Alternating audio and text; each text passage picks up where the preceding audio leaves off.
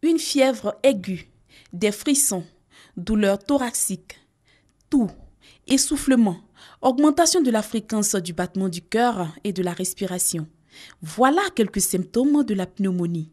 La pneumonie, c'est une infection du poumon. Elle fait partie d'un type d'infection qu'on appelle les infections respiratoires basses, qui sont des infections qui sont reconnues très importantes dans le monde par l'OMS et qui sont la première cause de décès dans le monde. La pneumonie fait partie des infections respiratoires les plus fréquentes. C'est une infection qui touche les poumons et précisément les voies aériennes inférieures. Elle peut exister sous plusieurs formes. Il y a les pneumonies bactériennes, c'est-à-dire que causées par les bactéries, c'est les plus fréquentes. Et puis il y a les pneumonies virales, c'est causé par les virus. Et puis il y a d'autres causées par les mycoses et les parasites. Contagieuse, la pneumonie peut s'avérer grave, en particulier chez les sujets ayant une dépendance à l'alcool ou au tabac. Aussi les personnes fragiles, notamment les enfants de moins d'1 an et les personnes âgées de plus de 65 ans. Il toussait, et puis quand il toussait, mes deux côtés me faisaient mal. Il ne savait pas que le tabac faisait ça. Lorsqu'elle tousse, elle appuie dedans, et puis elle n'arrive pas bien à respirer. Mais maintenant qu'ils ont fait les soins, ça, je pense que ça va un peu. Vous avez plus jeune jusqu'à 5 ans, jusqu'à 10 ans, vous avez beaucoup plus la maladie parce qu'on se suppose que les enfants ont un système immunitaire qui n'est pas bien, qui est fragilisé. Donc ils sont encore faibles, c'est pas bien développé, donc ils peuvent faire la maladie. Alors que les sujets âgés aussi, compte tenu de l'âge, ils deviennent plus faibles. Donc ils prennent facilement des microbes et donc peuvent faire la maladie. La pneumonie est mortelle et l'incidence de cette maladie connaît une hausse de novembre à janvier. On voit le temps qui change, on a l'harmattan qui se précise et c'est dans ce moment, dans cette période de l'année qu'on observe beaucoup de grippe ou d'infections virales. Donc généralement les pneumonies à l'occasion de ces grippes ou des infections virales là, sont la porte d'entrée du microbe pour aller se loger au niveau du parenchyme pulmonaire si rien n'est fait quand le patient commence à présenter sa grippe ou son rhume. Les centres de santé secondaires, et il ressort que les pathologies respiratoires, donc les infections respiratoires, viennent en deuxième position après le paludisme. Ces infections respiratoires causent environ 10 millions de décès par an dans le monde.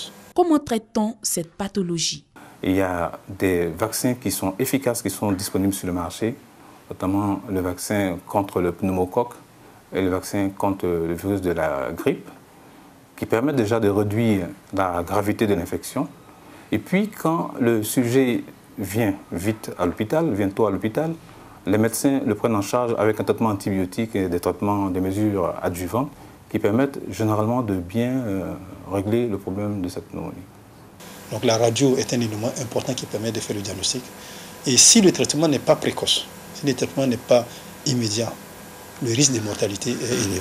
En Côte d'Ivoire, le vaccin contre le pneumocoque est introduit dans le programme élargi de vaccination PEV pour les enfants de moins de 2 ans depuis janvier 2015, en plus du pneumo 23 qui existait déjà. Chez les personnes à risque, notamment les personnes âgées de plus de 65 ans, il est possible d'avoir recours à un vaccin contre la pneumonie.